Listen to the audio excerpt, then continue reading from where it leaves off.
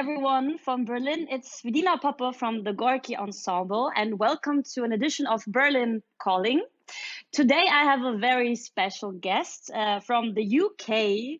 Many of you might know him. He's a very famous English writer, playwright. He's one of the most played ones in Germany.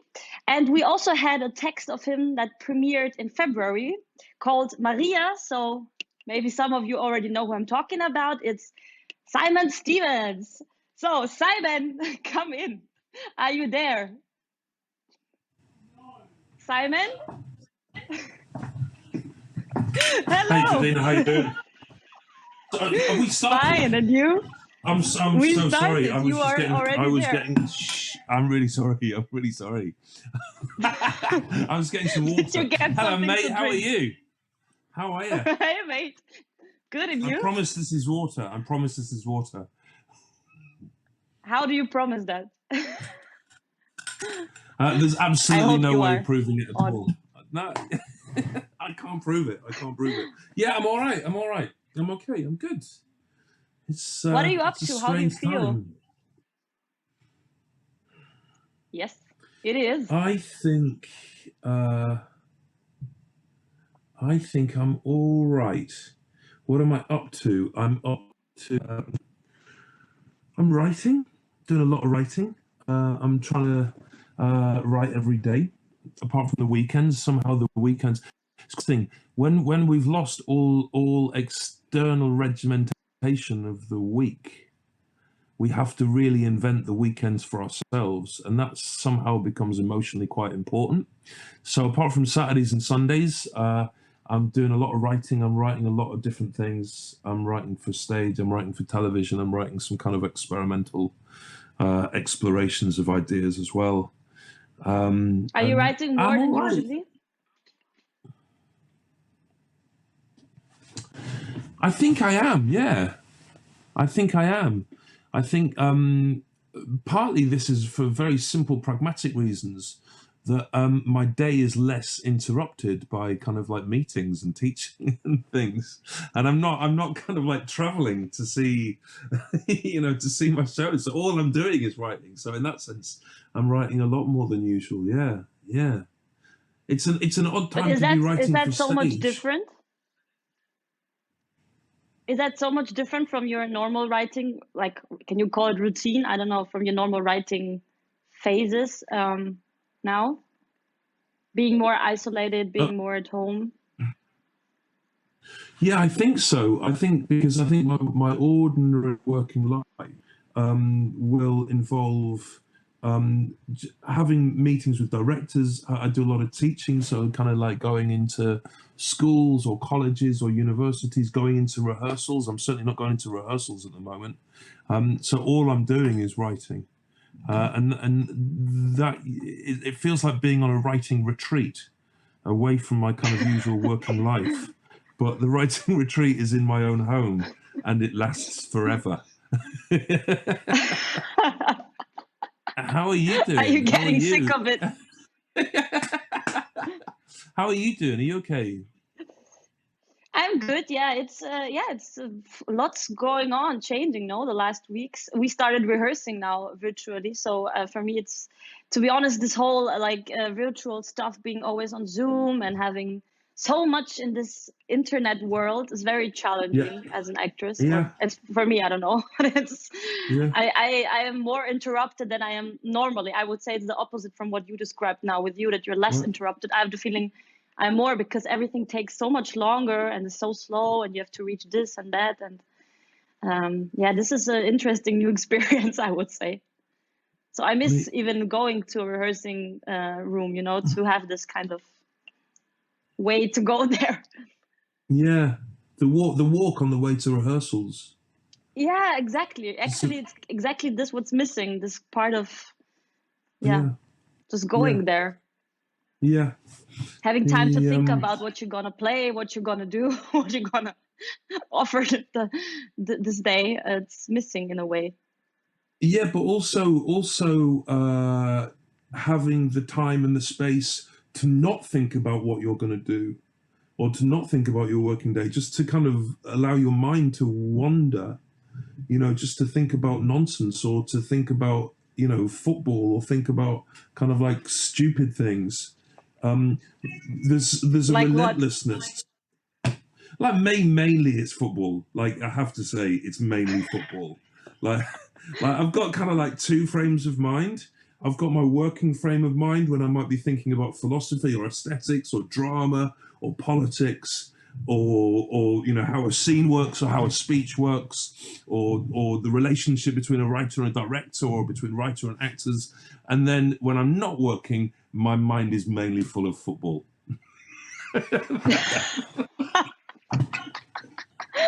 Because it's not happening, so you're missing it. Is that like exactly? The football in your head? I'm going crazy. I've got nothing. I've got no release in my mind. And I'm writing, and one of the things that I'm doing is I'm writing a stage adaptation of The Shining, which is about a writer in lockdown, effectively, who goes mad and kills his children and his child and his wife. So, Okay. I hope you don't get inspired too much by that. I think my hair is looking increasingly like Jack Nicholson in The Shining. It's getting more and more like Nicholson's hair. Is your family still alive? Yeah, they are. I promise they are. I promise. But is it in a way? Would you say the topics that you're writing on now changed from this crisis? Of course, they affect you somehow as a writer, I guess. But would you say that the fantasy got different because it's a bit of a, it's a bit of a very weird times that we have right now, what we're experiencing. Does that affect somehow your writing or your ideas, or would you say it's still the similar topics that you are concerned about writing? I think both answers to that question are true. I think everything that I write from now on necessarily will be deeply affected by this catastrophe. Whatever I write, it'll be in the metabolism of the thinking. I think what's hard is because a lot of my plays, kind of like most of my plays, take place in versions of a contemporary real life which is closely based on contemporary real life. I mean, kind of sometimes imagined versions of that, and sometimes imagined versions to variously heightened degrees. But fundamentally, I write plays about how we're living now. Everything that we do in our lives from now on will be massively affected by this, in the way that generations were affected by world wars or previous catastrophes of this scale. And anticipating what that is going to be is impossible. And I think trying to anticipate it would be ludicrous. But, it's really interesting. There's a lot of talk in British theatre about how when Shakespeare was in quarantine during the Black Death in 1605, he wrote Antony and Cleopatra and King Lear and Macbeth in 1 year. And so there's a lot of talk about, when are people going to write their King Lear, or write their Macbeth, or write Antony and Cleopatra, or write all three. But what's really fascinating when you think about those three plays, although, once you know they were written in quarantine during a Black Death, you can see the presence of death, of inertia, of stasis, of terror in all of those plays, but they're never explicitly named. This will percolate metaphorically through everything that I write from now on. But at the moment, I've not written a play about somebody in lockdown or living with COVID. And I think to try and do that would be a bit silly. But you know what you have to do now, right? We're waiting for the next Macbeth, so for the next King Lear, Simon. You have something to do. Okay, that's my homework, is it? That's my homework. Yes, that's your homework. from Gorki. All right, cool. I No, can but do it. I can do really it. ask myself after this time, will we have lots of shows because we will have some restrictions, we have some regulations that are coming now. Will this be the topic in every fucking theater show now? How will this affect the topics that we talk about? Because as you said, somehow it's impossible to completely forget what's happening right now, right? It will affect us Yeah, in a way. yeah. It's both completely impossible to forget what's happening or to ignore what's happening, and it would be really crazy to try to write too directly or too immediately about what's happening. I think one of the beauties of theatre, one of the beauties of drama and beauties of playwriting specifically, is its slowness.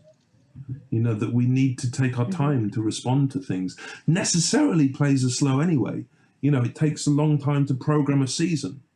It's not like being a songwriter who can write a song, record it, and download it in the same night, or upload it in the same night. You know, put it on Spotify or Bandcamp or whatever within the space of a few hours. Necessarily, even if I wrote a play today, which was about something that happened today, it wouldn't be produced for 9 months or a year. So when you're making a play, you need a type of thinking that is defined by a kind of slowness. And I think that's a real quality, and I think there's a real beauty to that. I think it would be a mistake to start writing COVID plays.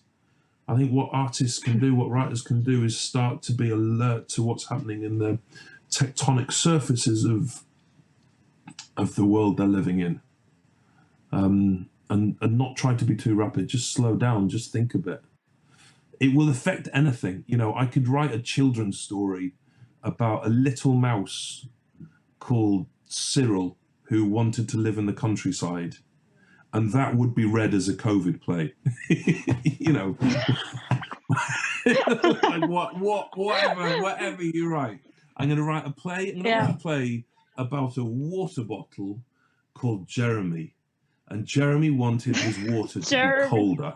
Yeah, Jeremy the water bottle. He wanted his water bottle to be colder. Poor Jeremy, look at him. Poor Jeremy. It's a COVID play. You know, it's always COVID-19. So don't fucking try and write a COVID play. Just try and write a proper drama, and know that in the tectonic plates that will be there.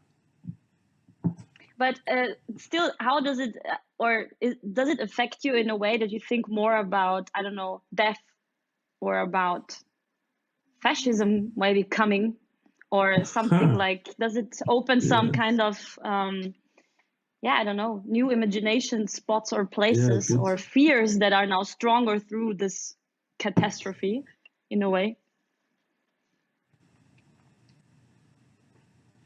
I mean, you know my plays, Vidina. I write about death all the time. That's not a. I know, but do you write now even more? I don't know if writers choose their subjects in that way. I don't think our choice of subject is as conscious as that. And if you try to make it as conscious as that, I think you only ever end up with something that's artificial or forced. You know, whatever that is. And there's people always trying to tell writers what they should write about. You know, and this can be quite benign, quite generous gestures. I get it quite a lot from like friends, or from quite often my parents' friends used to do this, where they would kind of say to me at a party, they'd be like, "Oh, I've got a subject for a play for you. You should write a play about this."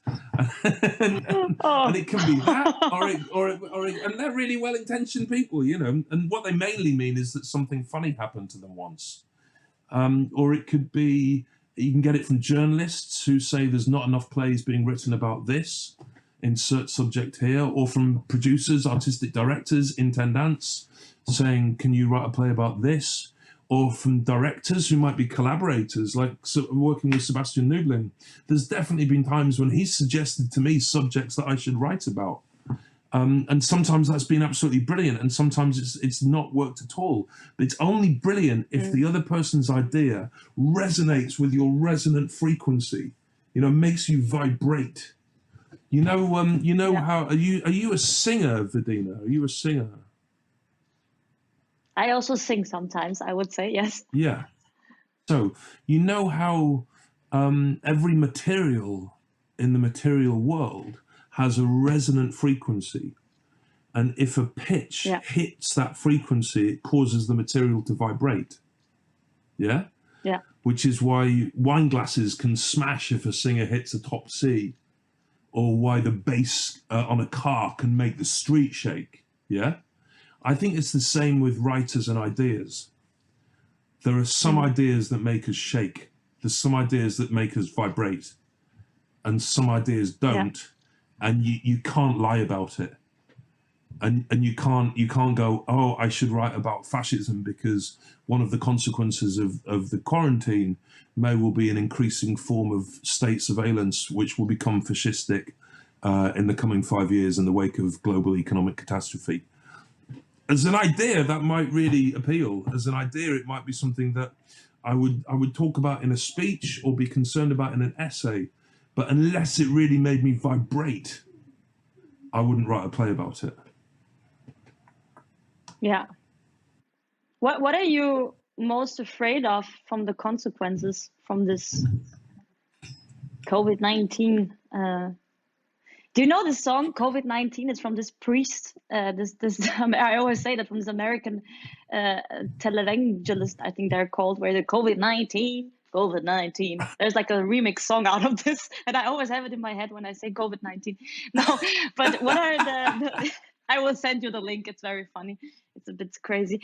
No, but what are the consequences you are most afraid that could come up after this state that we have right now? Yeah.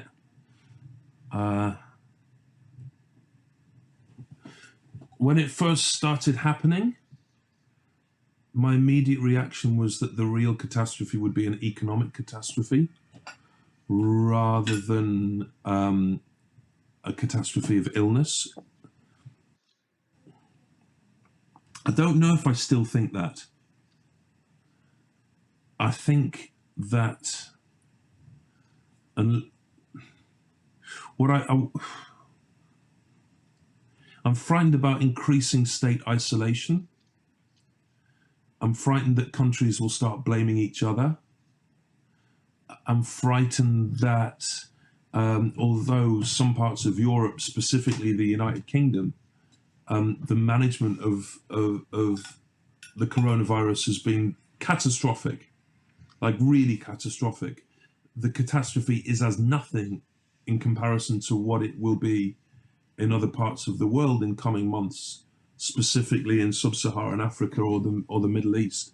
I think that could be really, really catastrophic. And I'm frightened that that will just cause nations to kind of shrink in and become more isolated. More nationalist also? Yeah, that's what I mean. Yeah. Mm-hmm. I think nationalism will be a consequence, as it often is, a consequence of fear. Yeah. Mm-hmm. I can't decide if the British government is simply inept or they're pretending to be inept. If they're just very bad at running a country, or they're pretending to be very bad at running the country in order to illustrate the point that states can't run countries, in order to bring about an increased privatization and increased presence of corporations within the running of Britain as a means of surviving what would have been the economic catastrophe of Brexit anyway. So that's something that's slightly frightened. And also I'm frightened of getting it. I'm frightened of my lungs feeling as though they're full of glass. And then I'm frightened of the people I love getting it. Do you know someone who had it? No. Do you? No, also not. Actually, I know people who have had symptoms, but their symptoms haven't been so serious that they've been tested. And in the UK, testing is very bad. One of the consequences of the British government's rank ineptitude or pretend ineptitude was a very low level of testing. So a lot of people who've had they've lost the sense of taste or the sense of smell for 2 weeks, but it wasn't so severe that they've gone to hospital. But the stories of being the writer that I am, the stories that make me vibrate are the stories of people who were buried alone, people who aren't allowed to go to their father's funeral, people who aren't allowed to go to their child's funeral. That's the kind of shit I normally write about, and that's the stuff that can really make me cry. Yeah. What absolutely. about you? What's frightening you? Of course, also the economical consequences. I'm thinking a lot about culture. What will happen? What will happen with the theaters? What will happen with? I mean, I am lucky to be part of an ensemble in a theater run by the state in Berlin. That's a super privileged position, I would say. But of course, I have friends who really lost their jobs, or they know that they will survive only 3 months with what they have, like money-wise. So of course I'm thinking, and I'm also thinking, when we'll be able to play again normally, come theaters, everything about coming close. Or getting apart from each other. But it's not about this weird thing of keeping space, like safety space. It's not how theater works. And this is something that I'm really asking myself: when will this all stop? When will we be able to sit in a theater full with people and full with actors on the stage and be not afraid anymore of this being afraid moment? You notice it in the shops. No, when you go to buy something, it's always this kind of, sorry, am I coming too close? This weird, it's changing also how our bodies react to each other in a way. I think that's really right, and I think that's interesting, and reminds me of another thing that I'm frightened of, which is a harder thing to admit to. It's quite easy to say that I'm frightened about the rise of fascism, because especially talking on a kind of like a YouTube feed for the Gorki Theatre, that makes me seem like I'm really one of the cool guys, because that's what everybody in the Gorki Theatre is frightened of all the time anyway. They're always fucking going on about the rise of fascism, fucking Gorki Theatre. And it's true. It is true. I'm not belittling that. I think I kind of sympathise. But also, do you know what? I really like flying to Berlin to see my plays and see my friends. I really like it. I just like it. I really like going to New York. I really like going to Chicago. I really like going to Copenhagen and Barcelona. And I'm really worried that the life I had before, which I really liked, is gone forever, and I'll never get it back. As well as being afraid that I fucking love the assembly of people. Yeah? Mm-hmm. Absolutely. I love that experience of sitting next to strangers. Somebody you've never met before, somebody you might not actually even like somebody or if you met them in smelling real even life. their smell, something simple, exactly. smell. It's not happening right now. It's just but the idea that we won't have that again. Or I also really like hugging people.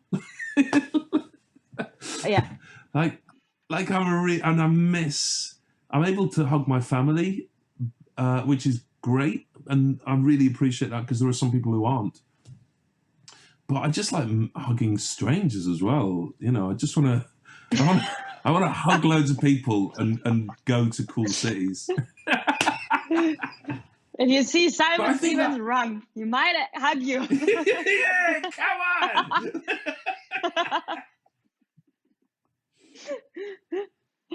No, but it's really missing, and I'm really on this thing with hugging or with being close, real intimacy or being close with people. I'm really asking myself what it will do to us if we don't have the physical contact for a long time, because it's proven that it does something with us if we don't hug, if we don't, it's simple as it sounds, but I'm really asking myself, when it's always this kind of, even with your friends, of course, when you meet them, it's And if you're not lucky to have, I don't know, a partner or a family at home, what does it do Yeah. to you? How will Yeah. people? Yeah. Or I The just mental see also, health. I was the other day I was in the supermarket, and there was also this man, and he was like screaming to some people, and I thought, oh, he's talking to the shopkeepers, you know. And then I noticed, no, he's just screaming because he needs to talk, you know. And this I haven't seen for a long time in the supermarket, like, you know, this open, like talking, and, you know, oh, do you know what? Yesterday I cleaned it, and he was just sharing without anyone asking. But of course, it's missing. There are no bars, there is no community center or Yeah. whatever where you can go Yeah. normally to. It's just Yeah. missing, and it's, yeah, I don't know. I'm really Yeah. asking myself, how it will affect us. It's interesting. The unknowing is really interesting, right? The uncertainty is what's really paralyzing, because you said it won't happen Yeah. for a long time, and defining what a long time is interesting, because Yeah. if it's say it's 2 years, I mean, that feels like a long time, but I think quite quickly after it's over, I wonder if I think that. I was going to say something and I'm not sure I think it. I think if it's 2 years, it But will even affect us for a generation. I had it in the beginning that I thought like, this will like take, okay, now 1 or 2 months is going to be locked down super strict. And then I always kind of didn't want to accept that it will take longer. And you don't know, Yeah. as you said, what it means, this long time. Yeah. And Yeah. Yeah. somehow I'm noticing I'm accepting this, not knowing when it will be normal, whatever this so-called normal is again. The other thing that frightens me, and I've not talked about this, but I find masks really frightening. I find them really frightening. Yes. Like, and whenever I see people out in the streets or in the shops wearing masks, just on a primal level, that thing of something that looks like a face, but there's something horribly wrong about it, I think that's a terrifying image in itself. Because our brains are so hardwired to recognizing human faces. You know, we've survived as a species because of our capacity to recognize human faces, to see a human face, and then there's just one element that is wrong, and it's the mask and the nose is covered. I think that's genuinely frightening, like a horror story fear. That's kind of like a nightmare fear. Yeah, not knowing, is someone really smiling behind this mask, or is he? Yeah. Yeah, and also especially I think those masks, I'm talking about, and have one next to me as if I knew it. This kind of you know, those ones, I hate them. They are like, because it's so something clinical, so something that you normally see in hospitals. I think the other ones, like, you know, the one that you do yourself, are a bit like, I don't know, it does something different to me than when I see this. This is like, I don't know how you feel about it, but for me it's, because I always, when I see this, I see hospital, I see illness, of course, emergency, more than with these other ones. illness, Emergency, exactly. danger. Yeah. Danger. Yeah. I've not got a mask. I've not worn a mask yet. Our government keeps saying we don't need to wear masks, and really, also not to the supermarket. Nothing. They're very vague about it. They kind of say it might be advisable, maybe. Maybe. Which is, they're really rubbish. But I'm quite happy to not wear masks, just because it unnerves me, it unsettles me. Yeah, and it also gets a part of you. I always, when I go out, I'm thinking, oh, do I have the mask? Otherwise, maybe I can't enter the supermarket or the public transport. It gets like, you know, you have always your phone and your things with you, and now the mask is also a part of this. Yeah, well, this that's is somehow weird. It's the incremental nature of the police state, which you guys at the Gorki are always talking about. that's you know, it happens very incrementally, and eventually, before you notice it, you have to wear a uniform before you can leave the building. Oh God, don't say that.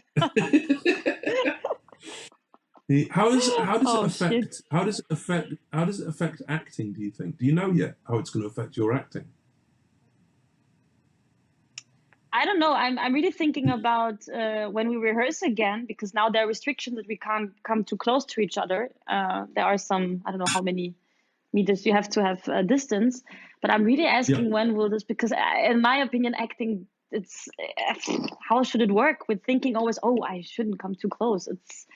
It's cutting off your impulses as an actor or as an artist, or so I'm really asking myself, I'm curious because we haven't rehearsed yet in live how it will be, how we're gonna, I hope that it will not affect my acting too much in a negative way, to be more, be more afraid of coming too close to people or yeah, kissing people, or yeah, simple stuff, things like that. yeah, Because yeah, or also especially in the movie industry, like also there's always a huge team, of people very close to you, and like being, and this is also part of what makes this so nice, I think, this work together, this team, this yeah, being yeah, so, yeah, yeah, yeah. and I just hope But that we will I not mean, lose that forever.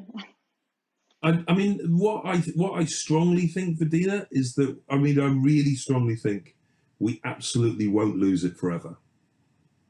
You Yeah. know, I think theatre survives. I think drama survives. I think humans' capacity to assemble in creation and engagement and reception of story has survived a lot worse than this, and it will survive this. And actually, quite often as well, you know, in the way when if you look historically at the aftermath of a catastrophe, quite often the decades coming after a catastrophe, they have many characteristics, but one of the characteristics that they have is a characteristic of a great imaginative and formal leap forward. You know, if you look at the art that was made, not the politics, but the art that was made in the 1920s. If you look at what was happening in Europe in the 1920s, that was a time of great invention, vitality, modernism in painting, jazz music, the great decade of cinema. If you look at what happened in the arts between 1945 and 1956, culminating in 1956, it's the radical revolutions in what art was for, what novels were for, what plays were for, what music was allowed to do, and who it was allowed to do it to. And there's part of me that thinks that I sometimes think the theatre that will make, the art that will make in the new 20s, in the 2020s, could be fucking thrilling. Could be really extraordinary time to be making art, and could be totally energized by having survived a catastrophe. And also in Britain, I don't know what it's like in Germany, but in Britain, so much of our theatre has been dominated by the free market of neoliberal capitalism. There's part of me that thinks that is unsustainable in the 20s. So there'll have to be new ways of making theatre. Just economically, those theatres won't. That model's not sustainable now. So they're going to have to find What? new. What do you think Well, about if you talk about new? Well, I mean, I don't know. I don't know what it will be, but I think it might involve greater collaboration. I think it might involve theatre which is cheaper to make, but somehow because it's cheaper to make demands greater artistic invention and greater theatrical inventiveness. I think there might be a greater localism, which is not necessarily comparable in Germany. One of the things that I cherish about German theatre, as a consequence of it being a federal country, is that there's remarkable theatre being made all over the country.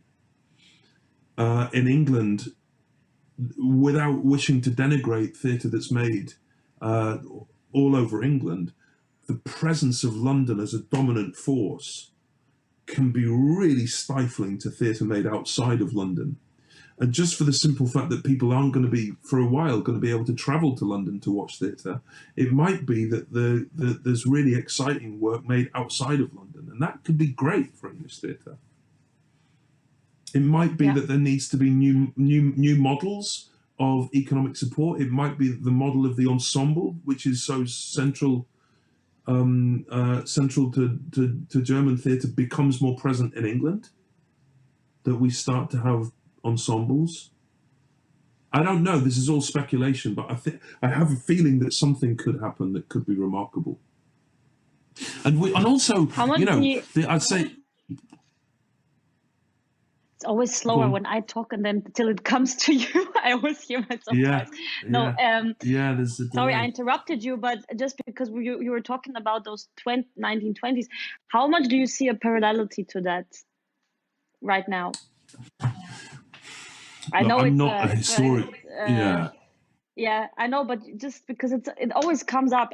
Already before Corona, people were, will history repeat itself? There's always this debate about it, and I don't think also you can answer it very easily. But just from you, what is your, also now with this crisis, how do you feel about that? I've said before, I think it's dangerous to think that that history repeats itself, but it seems to be on occasion be drawn to doing cover versions of itself. The economic models that underpin human behavior, there are echoes, and they seem to affect behavior in similar ways. And what I was going to say was, it'd be very easy for me, and it's part of being in the Generation X. The nature of Generation X is we're a generation that's innately passive, so we kind of seem to wait for other people to do things, whether that's saying that our children are going to save us from ecological catastrophe, or kind of blaming our parents for the kind of baby boomer generation, and we just kind of sit and get stoned and just watch it all happen. And actually, we're the worst. We're the worst. What I shouldn't say is I can't wait to see what happens in the 2020s. What I should say is I'm excited about taking responsibility for what happens in the 2020s. And part of that responsibility will be theatrical responsibility, not just in the art that I make myself, not just in the plays that I write myself, but I'm a teacher of writing, and I'm an advocate of writing, and I'm a champion of writing, and I'm going to really step up with who I'm teaching and who I'm advocating and who I'm championing. Yeah?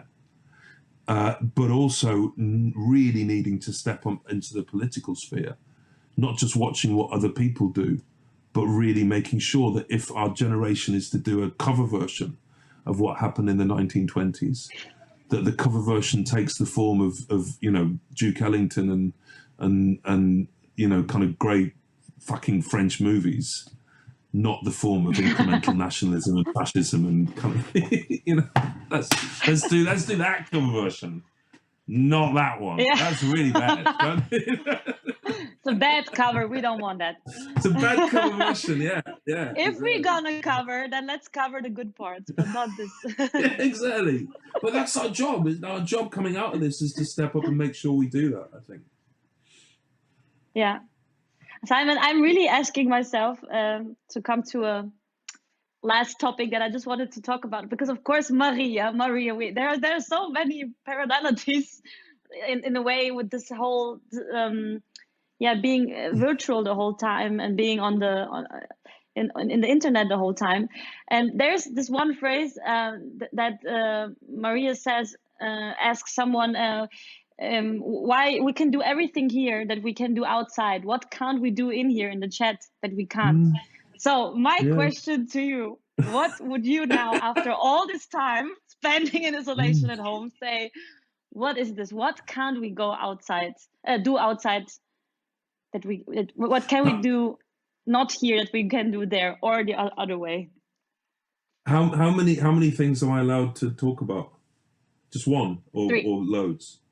3. Okay. I'd say 3. Number 1. Okay, all right. Number 1, swimming. like if you were to say to me, all right, you can have one thing back from life before lockdown, the one thing I would have would be to go swimming. I really miss that. I just miss the feeling of water in my body and being underwater and the exercise of swimming and the physicality. I miss that so much. I really, whether it's in a swimming pool or in the sea, I'd miss that. Two, so I'll try not, I won't talk about hugging or going to the theatre because we've talked about that. But I probably would ordinarily say hugging or going to the theatre would be my number at 2 or 3. I think eating in restaurants and drinking in bars. Like I really fucking love bars. Oh yeah, with friends, but also with strangers. Also sitting in a restaurant, maybe with a friend or on my own or with a group of friends, but the building is full of people I don't know who've also come together to eat with their friends. I think that magic, or drink with their friends, that sometimes it's easy to get annoyed by that. And I hope afterwards I'll just remember how magical that possibility of assembly to do something as simple as eating and drinking is. I really hope that. I really look forward to that, and I don't think you can do that out. What else can't you do out? Let's do the other way. What can you do inside that you can't do outside now? What do you enjoy in this? Let's end with something positive, maybe, and hopeful. What is, you talked about stillness, for example, or slowness. It's also something positive, no? Yeah, I think so. I meditated in a way that I never meditated before. Like I really never meditated before. And I've really enjoyed meditating. I also started this. I have the same. I also started this. Yeah. Yes. I mean, it's a real, potentially that's a real privilege of class. I'm really aware that it's partly, I've got enough money to ride this out. And so I'm not thinking, fuck, how am I going to pay the rent? Or what am I going to do? So I can just go and meditate. I think if I was a bit more skint, it might be more useful for me to meditate. And of course, who knows what people are doing, but that's been good. Avoiding the news to a degree, not being addicted to scrolling through the news. I've really not been, and that's been good. I hope I don't go back to being addicted to the news again. I hope I take the news slower. I hope I listen to music in the way that I am doing now. And I hope I read in the way that I am doing now. And actually, do you know what as well? This is a really optimistic thing. Do you know how many times I've spoken to Sebastian Nubling on FaceTime in the past 2 months? It's like every week. Every week we have a little catch up. Wow. It's like about 8 times. It's every week. And before I didn't do that. I would see him whenever we were working together. And it's not just Sebastian Nubling. There are friends all over the world who I Skype with and FaceTime with, and I never did before. And that's actually been really lovely. That's been really lovely. I hope that carries on. Yeah. I hope so too, that we stay connected in a way. Yeah, we can do this chat again when this is all over. It's really lovely. Thank you, Simon, so much for your time and for your talk and for your everything. Thank you so much. It's been very nice, and I hope that we do that again. Maybe next time with a real drink. And yeah, man. Yeah, man. That'd be nice. Thank you so much. Vidina. Sending you all the best wishes. I'm gonna go the way I came. Yeah, please. So, ladies and gentlemen, this was Simon Stephens. Bye. Bye. Bye. So this was Berlin Calling. I hope you enjoyed it, and there will be a new episode with some other interesting guests from all over the world. So stay connected, stay healthy, and stay happy. Bye.